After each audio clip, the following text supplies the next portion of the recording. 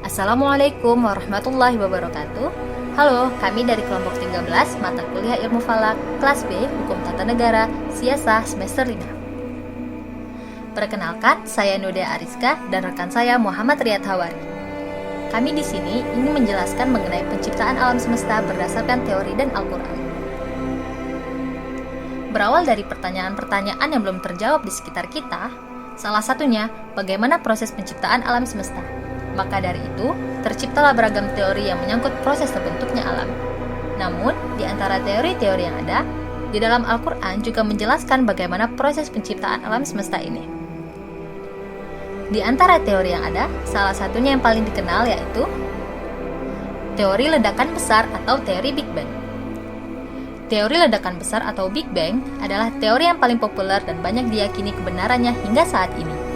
Teori ini pertama kali diusulkan oleh kosmolog asal Belgia, Ab George Lemaitre pada tahun 1927. Ia juga dianggap orang pertama yang mencetuskan teori bahwa alam semesta terus mengembang. Teori ini menjelaskan bahwa alam semesta berasal dari sesuatu yang super padat dan panas yang kemudian meledak dan mengembang sekitar 13,75 miliar tahun yang lalu hingga menjadi alam semesta seperti sekarang ini. Yang kedua, teori keadaan tetap atau steady state theory. Teori ini diusulkan oleh Fred Hoyle, Thomas Gold, dan Hermann Bonder. Mereka adalah ahli autofisika yang menemukan teori keadaan tetap. Berdasarkan teori keadaan tetap, alam semesta tidak akan berakhir atau akan ada sepanjang masa. Teori ini sangat terkenal pada awal abad ke-20. Namun, teori ini mendapatkan penolakan dari beberapa ahli kosmolog. Dikarenakan adanya sebuah kebenaran yang berhubungan dengan teori ledakan besar dan karena adanya radiasi gelombang mikrokosmos yang sudah diperkirakan oleh model yang bermula dari teori Big Bang. Yang ketiga, teori kabut. Teori ini dikenal juga dengan teori nebula yang pertama kali diusulkan oleh Emanuel Swedenborg pada tahun 1734 dan disempurnakan oleh Immanuel Kant pada tahun 1775. Teori ini menjelaskan terbentuknya tata surya dari sebuah bola kabut gas raksasa, kemudian terdapat beberapa materi yang terlepas ke sekitar bola gas tadi. Sementara itu, bola gas utama masih berukuran besar dan panas menjadi matahari dan materi yang terlepas menjadi padat dan dingin membentuk planet.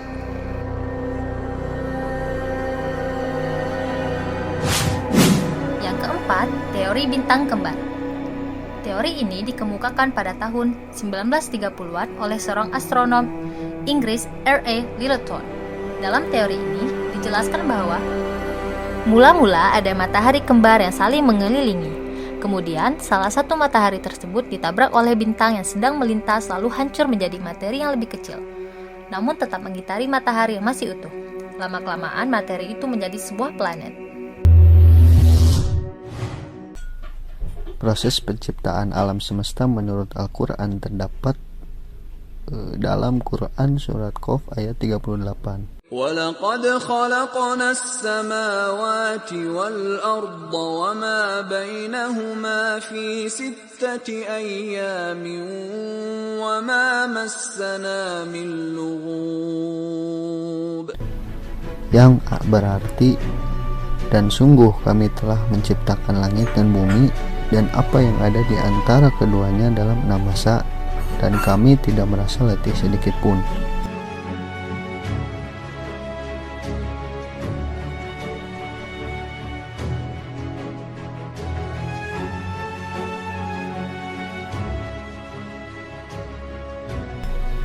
Kemudian di dalam Quran surat An-Nazi'at ayat 27-33 dijelaskan mengenai proses penciptaan alam semesta.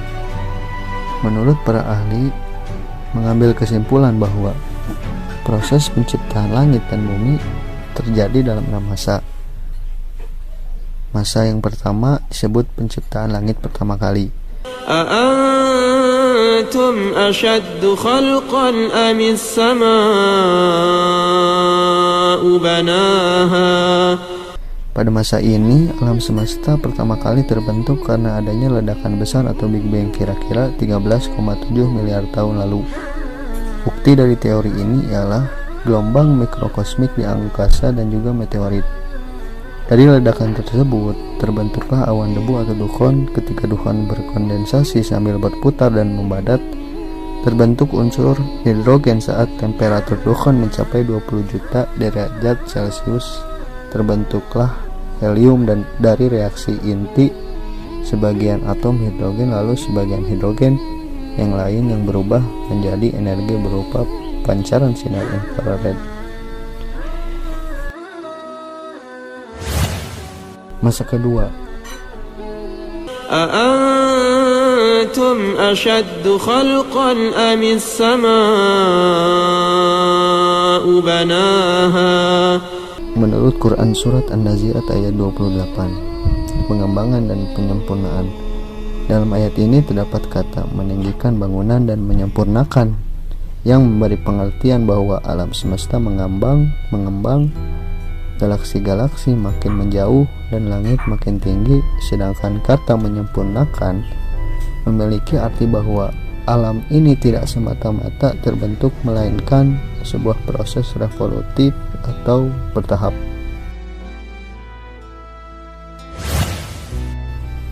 Masa ketiga. وأغطش ليلها وأخرج ضحاها. Menurut Quran Surat An-Nazi'at ayat 29, di ayat tersebut menyebutkan bahwa Allah menjadikan malam yang gelap gulita dan siang yang terang benderang. Ayat tersebut dapat ditafsirkan sebagai penciptaan matahari sebagai sumber cahaya dan bumi yang berotasi, sehingga terjadi siang dan malam. Pembentukan tata surya diperkirakan seperti pembentukan bintang relatif kecil, kira-kira sebesar orbit Neptunus.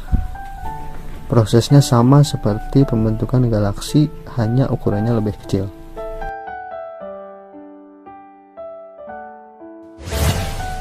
Masa keempat. وَالْأَرْضَ بَعْدَ ذَلِكَ دَحَاهَا. Menurut Quran Surat An-Nazi'at ayat 30, penghamparan yang disebut dalam ayat 30 dapat diartikan sebagai pembentukan superkontinen Pangaea di permukaan bumi. Masa ketiga hingga masa keempat ini juga bersesuaian dengan surat Fussilat ayat 9 yang artinya, katakanlah, sesungguhnya patutkah kamu kafir kepada yang menciptakan bumi dalam dua masa dan kamu adalah sekutu-sekutu baginya. Yang bersifat demikian itu adalah Rabb semesta alam, daratan Pangaea yang merupakan asal mula semua daratan di bumi.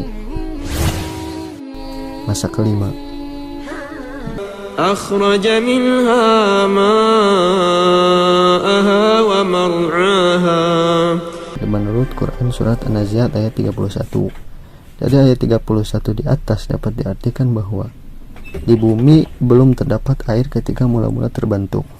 Jadi ayat ini menunjukkan evolusi bumi dan tidak ada air menjadi ada air. Jadi dari mana datangnya air? Air diperkirakan berasal dari komet yang menumbuk bumi ketika atmosfer bumi masih sangat tipis.